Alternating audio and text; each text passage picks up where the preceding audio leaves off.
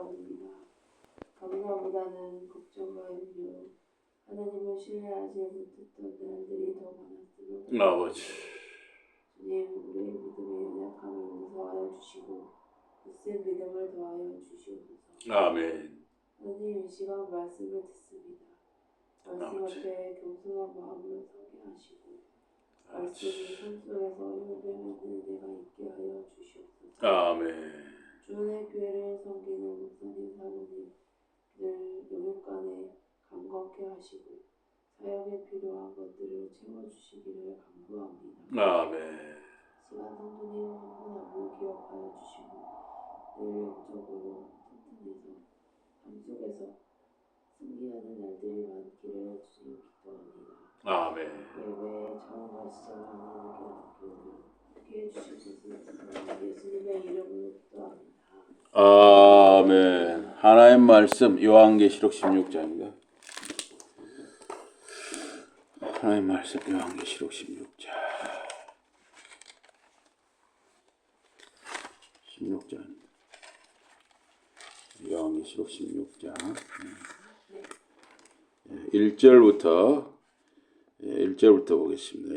요한계시록 16장 1절에서 15절까지 보도록 하겠습니다. 요한계시록 16장 1절에서 15절. 또 내가 들으니 성전에서 큰 음성이 나서 일곱 천사에게 말하되 너희는 가서 하나님의 진노의 일곱 대접을 땅에 쏟으라 하더라. 첫째 천사가 가서 그 대접을 땅에 쏟음에 짐승의 표를 받은 사람들과 그 우상에게 경배하는 자들에게 악하고 독한 종기가 나더라. 둘째 천사가 그 대접을 바다에 쏟음에 바다가 곧 죽은 자의 피같이 되니 바다 가운데 모든 물건이 생물이 죽더라. 셋째 천사가 그 대접을 강과 물 근원에 쏟음에 피가 되더라. 내가 들으니 물을 차지한 천사가 이르되 전에도 계셨고 지금도 계신 거룩하신 이여 이렇게 심판하시니 의로우시도다. 그들이 성도들과 선지자들의 피를 흘렸으므로 그들에게 피를 마시게 하신 것이 합당하니이다 하더라. 7절과 8절 다 같이 읽으십시오. 시작. 또 내가 들으니 전하니 말하기를 그러하다. 주 하나님 곧 전능하신 이시여 심판케 하시는 참되으시고 의로우시도다 하더라. 넷째 천사가 그 대접을 해에 쏟음에 해가 권세를 받아 불로 사람들을 태우니 사람들이 크게 태움에 태워진지라. 이 재앙들을 행하는 권세를 가지신 하나님의 이름을 비방하며 또 회개하지 아니하고 주께 영광을 돌리지 아니하더라. 또 다섯째 천사가 그 대접을 짐승의 왕좌에 쏟으니 그 나라가 곧 어두워지며 사람들이 아파서 자기 혀를 깨물고 아픈 것과 종기로 말미암아 하늘의 하나님을 비방하고 그들의 행위를 회개하지 아니하더라. 12절 읽으십시오. 다 시작. 또 여섯째 천사가 그 대접을 큰 강 유브라데에 쏟음에 강물이 말라서 동화에서 오는 왕들의 길이 예비되었더라. 또 내가 봄에 개구리 같은 새 더러운 영이 용의 입과 짐승의 입과 거짓 선지자들의 입에서 나오니 그들은 귀신의 영이라 이적을 행하여 온 천하 왕들에게 가서 하나님 곧 전능하신 이의 큰 날에 있을 전쟁을 위하여 그들을 모으더라. 다 같이 읽겠습니다. 시작. 보라 내가 도둑같이 어리니 누구든지 깨어 자기 옷을 지켜 벌거벗고 다니지 아니하며 자기의 부끄러움을 보이지 아니하는 자는 복이 있도다. 아멘. 오늘 말씀 제목은 성도의 승리입니다. 성도의 승리. 성도의 승리입니다. 이 요한계시록은 이 고난받는 교회에게 역사의 주권자, 주인은 예수 그리스도이시고 끝까지 충성한 성도는 반드시 승리한다 하는 사실을 계시해 주는 말씀입니다. 그래서 계시록 1장 1절이 예수 그리스도의 계시라 이렇게 시작을 하고 있죠. 그래서 계시록의 주인공은 예수 그리스도이십니다.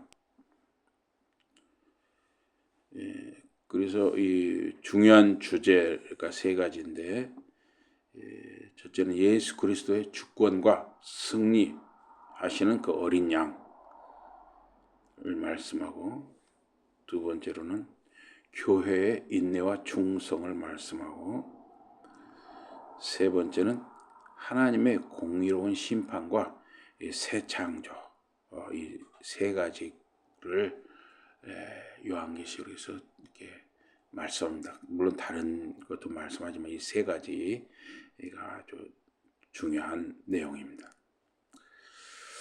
그래서 요한계시록에는 이제 그 세상 나라가 언뜻 보기에는 어떤 세상 권세가 그냥 잡고 있는 것처럼 보이지만 결국은 세상 나라가 우리 주와 주님의 그리스도의 나라가 된다. 이게 하나님과 하나님의 아들 예수 그리스도의 나라가 된다고 말씀한 것이죠. 또 계시록 21장 5절에도 보라 내가 만물을 새롭게 하노라. 세상 권세로 어지럽혀진 것 같은 이 세상을 이제 하나님께서 모든 것을 새롭게 할 때가 온다 하는 것입니다. 그래서 이제 이 요한계시록에 대해서 좀 오해가 있는데 요한계시록은 앞날을 예언하는 책이다.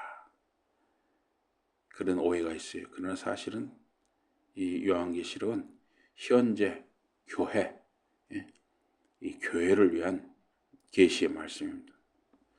요한계시록은 공포를 조장하는 책이 아니라 소망을 주는 말씀이고 또 뭔가를 이렇게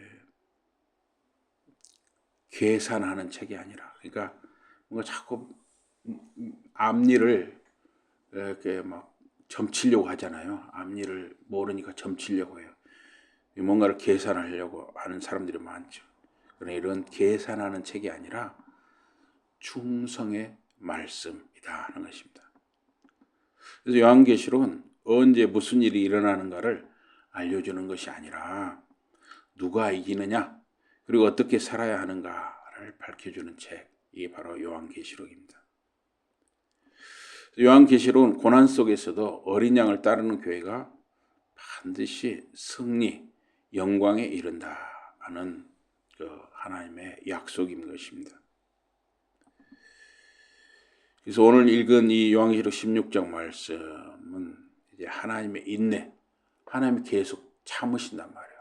계속 참으시는데 그 이제 이 인내가 끝나고 하나님의 때가 되면은 회개하지 않는 세상에 완전하고 이제 그런 최종적인 진노가 쏟아진다 하는 것입니다.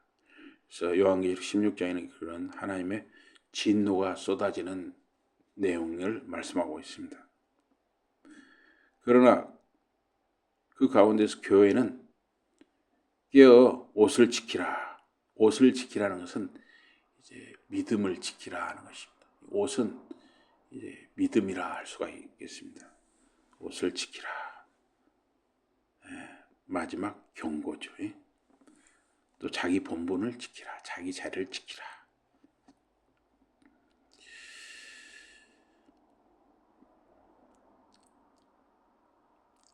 이 16장에 보면은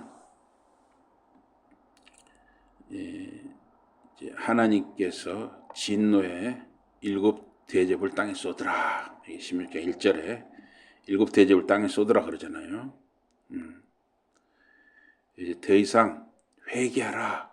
천국이 가까웠느니라. 이 말씀은 이제 들려지지 않습니다. 이제 기회가 지나간 것이죠. 회개의 기회가 지나갔어요. 회개의 기회가 지나갔다는 은혜의 문이 닫힌 것이죠. 그래서 이제 첫째에서 넷째 대접은 창조 질서가 무너지는 것을 말씀하고 있습니다. 그래서 첫째 대접은 이제 땅을 심판하고 둘째 대접 3절은 바다를 심판하고 이제 바다가 피로 변하니까 생물들이 죽겠죠. 이거는 이제 그 출애굽기에 그 애굽에 내린 그 10가지 재앙이 있잖아요. 상당히 그러한 출애굽기의 10가지 재앙을 떠올리게 합니다. 또 이제 셋째 대접 4절의 7절은 이제 아까는 이제 바닷물이 피로 변하는데 이제 민물, 강과 물이 또 피로 변하는 지하. 그래서 이거는 이제 순교자들의 피에 대한 보응이다 그랬어요. 또 이제 8절에서 9절은 넷째 대접. 해. 해가 일정하게 우리가 해가 온도를 유지해 주니까 우리가 살죠. 근데 뭔가 해가 변화를 일으켜서 온도가 조금만 높아져도 우리 사람들에게 어마어마한 영향을 미칩니다. 그래서 하나님께서 이제 어떤 방법으로 하시는지 모르지만 하여튼 해를 이렇게 뭔가 격동을 해서 불로 사람을 태운다 그랬어요. 8절과 9절에 회개하지 않는 사람들, 또 하나님의 이름을 못 오가는 사람들을 이렇게 심판하는 것이죠.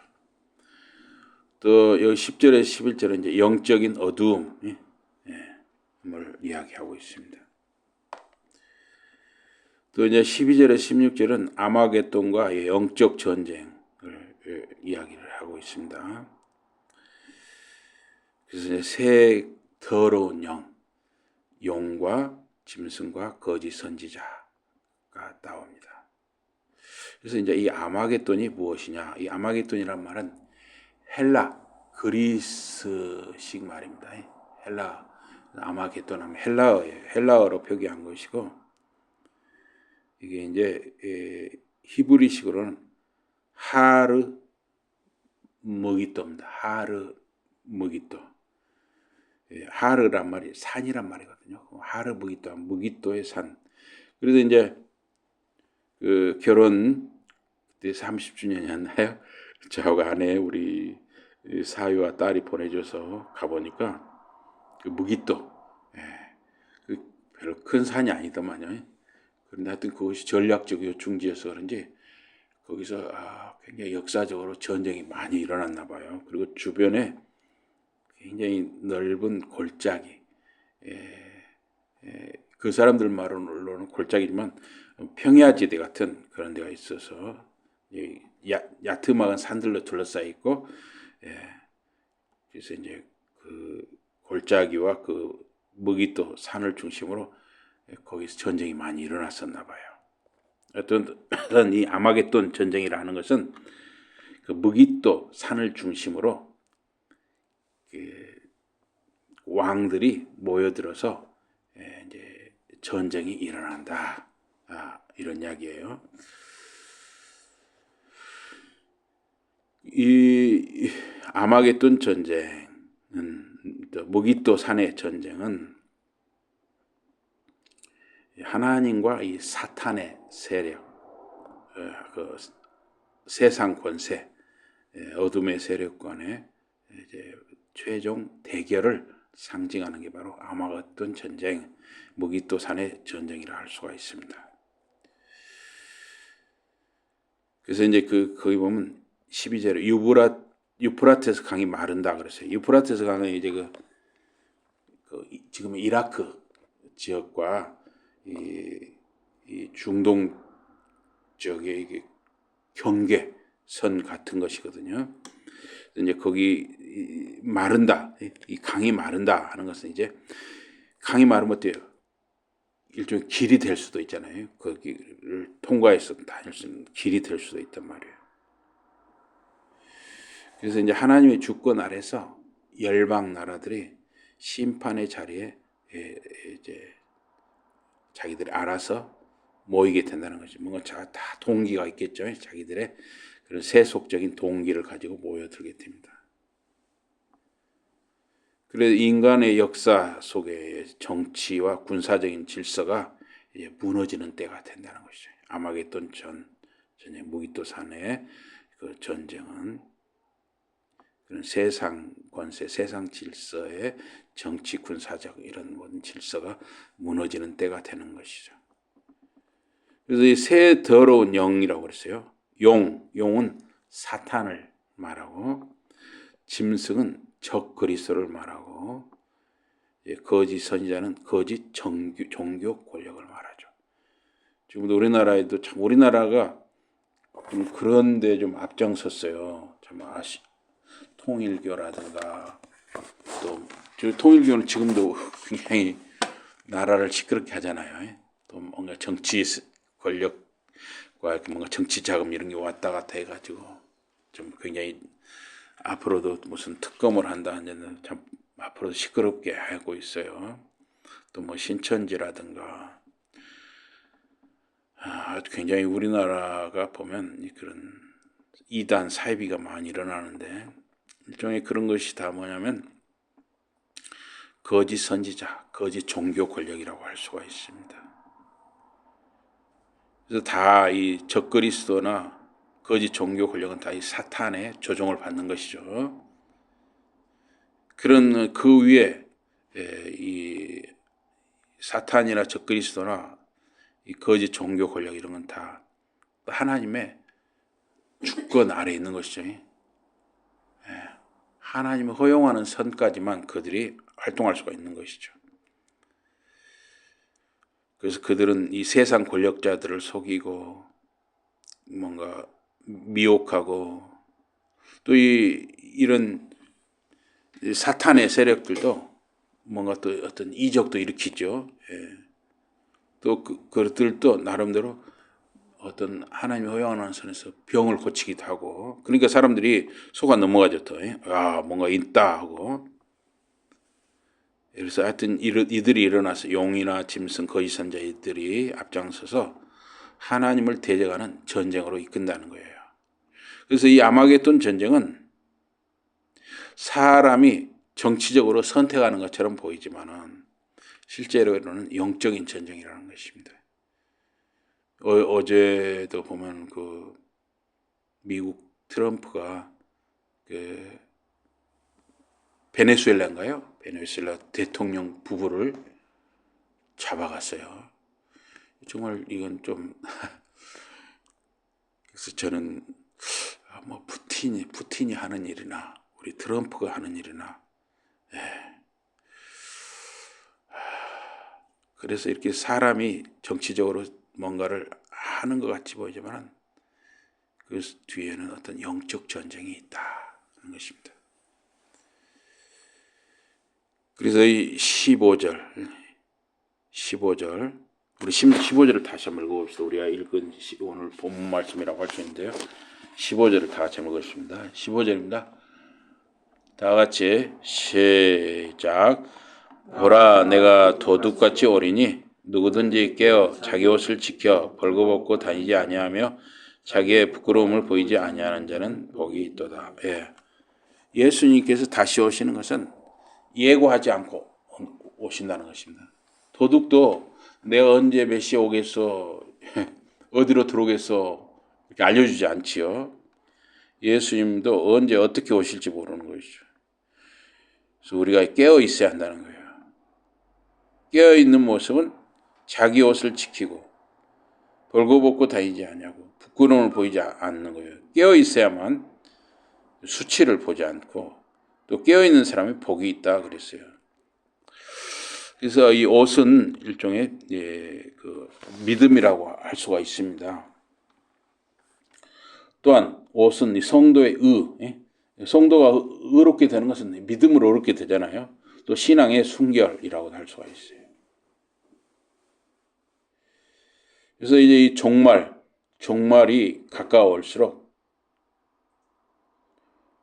이 정보가 넘쳐나잖아요. 요새는 정보가 있어야 데이터가 있어야 승리할 수 있다. 뭐 이렇게 이야기하는데 사실은 중요한 것은 우리들이 깨어 있어야 한다는 것입니다. 깨어 있어요. 성도는 이 공포가 아니라 준비된 삶으로 부르심 받는 것입니다. 그래서 우리에게 중요한 것은 우리가 지금 깨어 있느냐 하는 것이죠. 깨어 있느냐.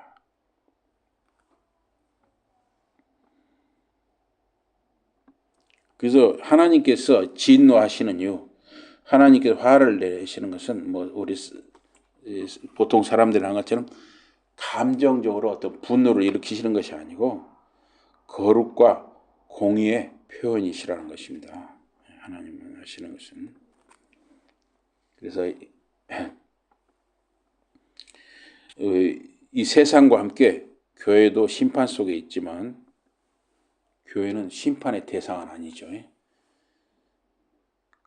그러나 우리 교회가, 우리 신자 한 사람 한 사람이 깨어 있어야 한다는 것입니다. 그럼 어떻게 깨어 있느냐?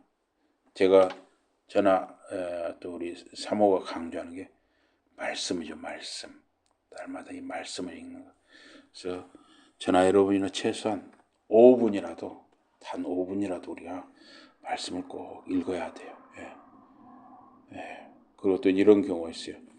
저 혼자 읽고 있습니다. 물론 혼자 읽으셔도 잘 하시는 거지만 또 이렇게 우리가 단톡방이나 이런 데에서 내가 이렇게 하고 있습니다 하는 것을 서로 이렇게 격려하고 서로 이렇게 나누는 것도 참 중요하다 생각합니다. 또 이렇게 자녀들과 함께 그 말씀을 나누고 있는 것 참 굉장히 중요하죠. 또 기도하고 또 말씀대로 사는 거, 이런 게 바로 깨어있는 거라 할 수 있겠습니다. 그래서 이 계시록 16장은 왜 바벨론이 반드시 무너져야 하는가에 대한 하나님의 답이라고 할 수 있습니다. 요한계시록 16장은 회개 없는 세상에는 진노가 쏟아지지만은 깨어 옷을 지키는 성도, 믿음을 지키는 성도에게는 끝까지 하나님의 복이 약속되어 있다 하는 것입니다. 소돔이 심판을 받았잖아요. 그런데 에스겔 16장에 보면 내가 소돔보다 더 가증한 일을 행하였느냐라고 그랬어요. 왜 이 이스라엘 백성을 향해서, 유다 백성을 향해서 내가 소돔보다 더 가증한 일을 행하였느냐 이렇게 말할까요? 어떻게 생각하세요? 소돔이 더 수치가 크다는 거예요. 왜 그런 말씀하셨을까요? 왜냐하면 받은 은혜가 소돔보다 더 크기 때문이죠. 왜냐하면 이스라엘이나 유다 백성은 어때요? 하나님의 택함과 은혜를 많이 받았잖아요. 출애굽의 은혜라든가 여러 가지 은혜를, 약속의 땅을 받는다는 은혜를 많이 받았잖아요. 그런데도 그 은혜를 배반했기 때문에 더 수치가 큰 거죠. 여러분과 제가 더 은혜가 크죠. 이스라엘이나 유다 백성보다 더 은혜가 크죠. 우리에게는 신약, 구약 성경이 다 우리에게 주어져 있고 지금까지의 모든 교회의 역사를 통해서 일반 계시와 특별 계시를 통해서 우리에게 주시는 은혜가 너무 크죠. 그렇기 때문에 우리가 만약에 현 시점에서 믿음을 배반한다면 그 수치는 더욱 큰 것이죠. 그래서 여기 이 16장에서 이렇게 바벨론을 말했는데 또 17장에서는 음료를 말하고 있어요. 음료와 바벨론이 나오고 있어요. 16장과 17장에서. 그래서 에스겔에서 이 16장의 영적인 또는 도덕적인 이 수치는 더럽기 때문에 수치스러운 것이 아니라 덮임을 받은 후에도 우리의 이 어떤 죄를 덮어주셨잖아요. 예수 십자가를 통해서 우리의 죄를 덮어주셨는데 그것을 벗어버렸기 때문에, 덮어주신 은혜를 벗어버렸기 때문에 더욱 수치스럽다는 것이죠. 수치는 강제로 이렇게 벗김을 당할 때 수치가 큰 것이죠. 그래서 이 이스라엘, 유다 백성이 아수르 또 바벨론의 포로가 되어서 나라가 망해서 끌려갈 때 왕비를 말입니다. 왕의 부인 왕비를 일부러 옷을 다 벗겨버려요. 얼마나 이게 그 속옷까지 다 벗겨버려서 가지고 묶어가지고 끌고 가요. 세상 모든 사람들이 다 보도록 구경하도록 하면서 끌고 와요. 그건 뭐냐면 수치를 드러내게 한 것이죠. 수치. 그래서 이 가장 깊은 수치는 죄가 얼마나 크냐가 아니라 은혜를 배반하는 거. 그 받은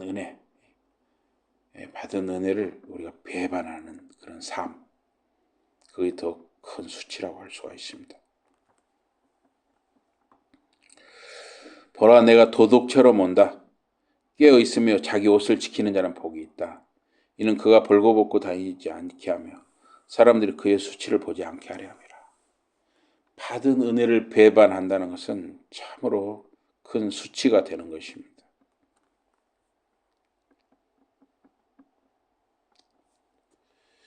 마태복음 24장 43절에도 만일 집주인이 도적이 어느 시각에 올 줄 알았다면 깨어있어 그 집을 뚫지 못하게 했으라. 도둑은 언제 올지 알려주지 않잖아요. 어디로 들어올지도 알려주지 않아요. 데살로니가전서 5장 2절에도 주의 날이 밤에 도적같이 이룰 줄을 너희 자신이 자세히 알미라 그랬어요. 그래서 예수님이 다시 오신다는 것은 은밀함이 아니라 준비되지 않은 사람에게는 갑작스러운 것이 되는 거예요. 우리가 항상 깨어있고 준비되어 있다면 예수님이 언제 오시든 우리는 두렵지 않죠. 오히려 예수님 주여 어서 오십시오 하면서 우리가 두 손을 들고 환영하고 찬양할 일이죠. 이 마카리오스, 복이 있다. 요한계시록에는 7가지 복을 말하고 있어요. 첫째 복은 말씀을 지키는 자의 복입니다. 요한계시록 1장 3절. 두 번째 복은 주 안에서 죽는 자의 복이에요. 요한계시록 14장 13절. 지금 이후로 주 안에서 죽는 자들은 복이 있도다. 그래서 우리가 이 장례식에서도요, 화장터에 가면 예수님을 모르는 사람들은 아주 울어요. 불 속에 들어가기 전까지도 웁니다. 그러나 우리 예수 믿는 분들은 울 이유가 없어요. 잠시 헤어지는 거니까. 다시 만나는 거죠. 우리는 울 필요가 없는 것이죠. 죽음은 우리에게 시작이에요. 그래서 주 안에서 죽는 자는 복이 있다고 하는 것이죠. 또 16장 15절에 보면 세 번째는 깨어 옷을 지키는 자의 복이에요. 우리가 읽은 말씀이죠. 깨어 자기 옷을 지키는 자는 복이 있다. 자기 믿음을 깨어 있어 지키는 것은 복이 있는 것입니다. 네 번째는 계시록 19장 9절에 어린 양의 혼인잔치에 참여하는 자는 복이 있다 그랬어요. 다섯 번째는 첫째 부활에 참여하는 자는 복이 있다 그랬어요. 첫째 부활에 참여하는 자는 복이 있고 거룩하다. 요한계시록 20장 6절입니다. 왜냐하면 둘째 사망의 권세가 미치지 못하기 때문이죠. 이 둘째 사망을 당하는 사람, 예수를 마음에 모시지 않는 사람들은 이제 영원한 유황불로 들어가는 것이죠. 그러나 이제 이 첫째 부활에 참여하는 사람들은 둘째 사망이 필요가 없어요. 우리는 심판이 없는 것이죠. 예수 안에 있으면. 여섯째 복은 두루마리를 지키는 자의 복. 계시록 22장 7절이었어요. 이 책의 예언의 말씀을 지키는 자는 복이 있도다. 제가 어제도 그 헌책방에서 성경을 하나 이렇게 헌책을 하나 샀는데 제가 헌책방에서 그 성황길에서 아마 한 달에 한 번 정도 이렇게 들리면 한 권 정도 이렇게 한두 권씩 제가 삽니다. 아주 싸게 살 수가 있어요. 또 좋은 책이 많아요. 근데 어떤 성경은 보면 막 줄을 거는 열심히 읽은 그 흔적이 있어요. 아, 참 이분 열심히 읽었구나.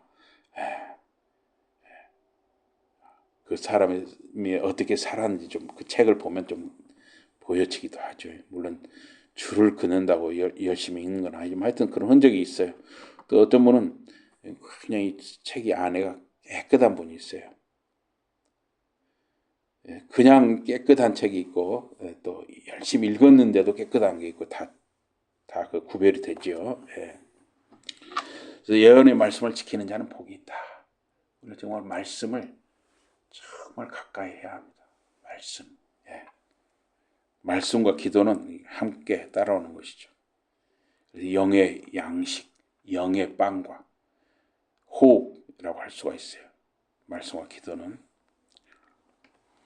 또 일곱째 복은 계시록 22장 14절입니다. 생명나무에 참여하는 자의 복이에요. 그렇게 요한계시록은 일곱 가지 복을 말씀하고 있습니다. 그래서 요한계시록 일곱 가지 복은 말씀을 지키는 현재의 삶에서 시작해서 생명나무에 참여하는 영원으로 인도하는 이 일곱 가지 복을 말씀하고 있습니다. 그래서 요한계시록은 우리를 심판하기 위한 책이 아니라 끝까지 말씀을 지킨 자가 어떤 복에 이르는가를 보여주는 소망과 복의 말씀인 것이죠. 그래서 깨어있는 자, 이 호크레코론이라고 했어요. 호크레코론. 이게 이제 일종의 현재 진행형 같은 거, 영어로 말하면 현재 진행형. 그래서 이제 헬라어 문법은 현재 능동분사라고 하는데, 이것은 어쩌다가 깨어있는 것이 아니라 지속적으로 깨어있다는 거예요. 지속적인 각성 상태, 이게 깨어있는 자예요. 그래서 한두 번 깨어있는 게 아니라 계속 지속되는 삶의 태도라고 할 수가 있어요. 그래서 자기 옷을 지키는 자 그랬어요. 자기 옷을 지킨다 하는 것은 이 옷은 내가 믿음이라고 그랬죠. 믿음을 지키는 것이다. 또 의로움을 지키는 것이다. 성도의 삶을 주님 앞에서 이게 또 온유하고 사랑과 아량과 나눔과 이런 게 있는 것이죠. 그래서 저렇게 저 사람처럼 믿으면 참 나도 한번 믿어보고 싶다. 우리가 그렇게 참 영향을 줘야 되는데 쉽지는 않죠. 그러나 우리가 그렇게 되려고 해야죠.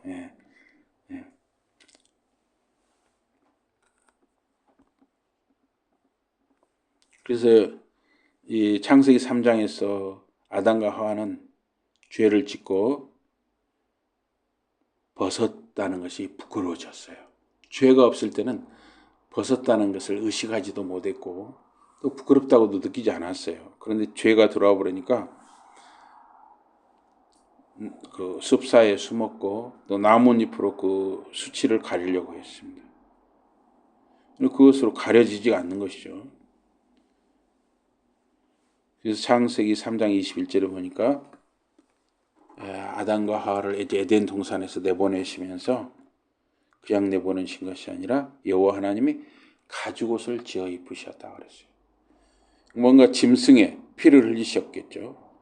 짐승의 피를 흘려서 가죽옷을 지어 입히신 것이죠. 그래서 인간이 만든 그 나뭇잎으로는 수치를 가리지 못하지만 하나님이 주신 이 가죽옷은 수치를 가리는 것이죠.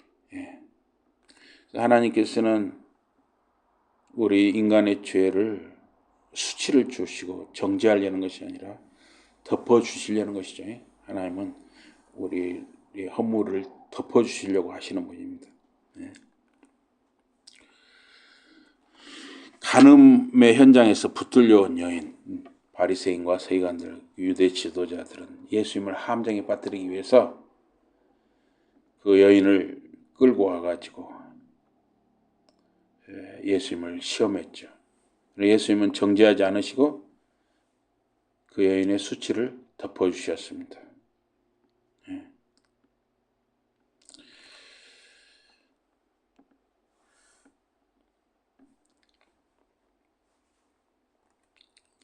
우리의 수치는 하나님께서 주시는 이 은혜를 배반하는 것, 이게 참 수치스러운 것이죠.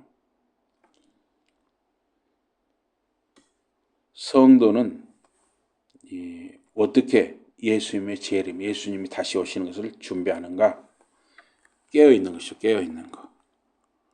또 옷을 지키는 거예요. 옷을 지킨다는 것은 우리가 삶으로, 말씀대로 우리가 삶으로 우선 이 가족끼리 서로 사랑하고, 가족이 서로 이렇게, 가족 안에서 서로 정말 기쁨이 있어야죠.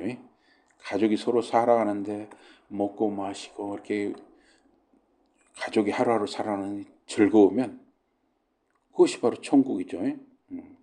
가족이 정말 기쁨이 있으면 그게 이 사회 속으로 이렇게 그런 기쁨이 퍼져나가는 것이죠.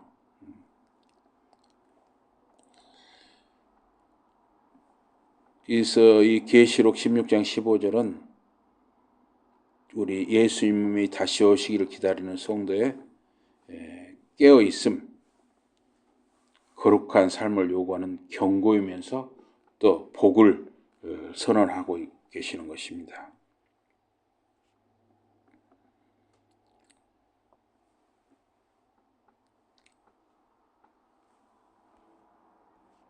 그래서 이 보면 제사장들에게, 대제사장이나 제사장들에게 옷을 어떻게 입어라 이렇게 굉장히 그 레위기라든가 출애굽기 이런 데 보면 옷을 어떻게 입어라, 제사장이나 대제사장이 옷을 어떻게 입어야 된다는 것을 굉장히 강조를 하고 있죠.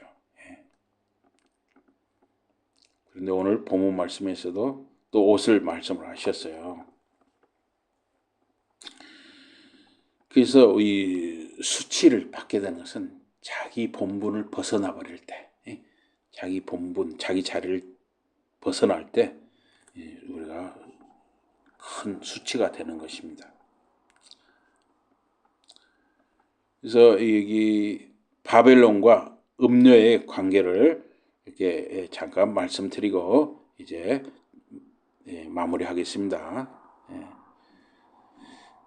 바벨론은 그 하나님을 대적하는 모든 정치, 경제, 사회, 모든 체계 이런 것이 다 바벨론이라고 할 수가 있습니다. 음료라고 하는 것은 이제 그 바벨론, 바벨론에 협조하는 거. 그러니까 음료는 바벨론은 일종의 이제 바벨론과 음료는 서로 이렇게 함께 가는 것이죠. 그래서 17장 1절에 보면 큰 음료가 받을 심판을 내게 보이리라 그랬어요. 그래서 그것이 적그리스도, 짐승, 적그리스도 권세와 늘 결탁을 하고 하는 것을 볼 수가 있습니다. 그래서 바벨론이나 음료는 어떤 하나님을 대적하는 정치, 종교, 경제가 괴롭던 세계의 체계, 겉으로는 화려하고 경건하게 보이지만은 실제로는 성도들을 타락시키고 핍박하는 것입니다. 그래서 이 16장과 17장은 하나님의 심판, 또 왜 바벨론이 심판을 받아야 하는가를 말씀을 하는 것이죠. 그래서 이 심판은 우리 성도들에게 두려움과 공포가 아니라 회복의 과정이고, 성도는 이 깨어있을 때 두려움보다도 승리와 영광의 기대를 갖고 살게 되는 것입니다. 그래서 여러분과 제가 항상 이 믿음의 옷을 지키고 또 우리의 삶을 통해서 정말 그런 사랑과 섬김과 온유의 삶을 실천하는 저와 여러분과 자녀들, 자손들이 되시길 주님 이름으로 축복합니다. 아멘. 우리 기도하시겠습니다. 하나님 아버지, 저희들에게 이렇게 2026년을 허락하신 것을 참으로 감사드리옵나이다. 저희들에게 이제 2026년이 시작되었사온데 정말 굉장히 빨리 지나가는 것을 느끼게 됩니다. 우리의 주어진 하루하루 속에서 저희들이 말씀과 기도 속에 깨어있게 하시고 또 말씀을 말씀을 읽고 기도하는 것처럼 우리 삶에서 이렇게 사랑과 온유와 섬김의 삶을 살아가는 저희들이 다 되게 하여 주시고 우리의 자녀들 자손들이 다 되게 해 주시옵소서. 예수 이름으로 감사 기도드리옵나이다. 아멘. 우리 찬송하시겠습니다. 찬송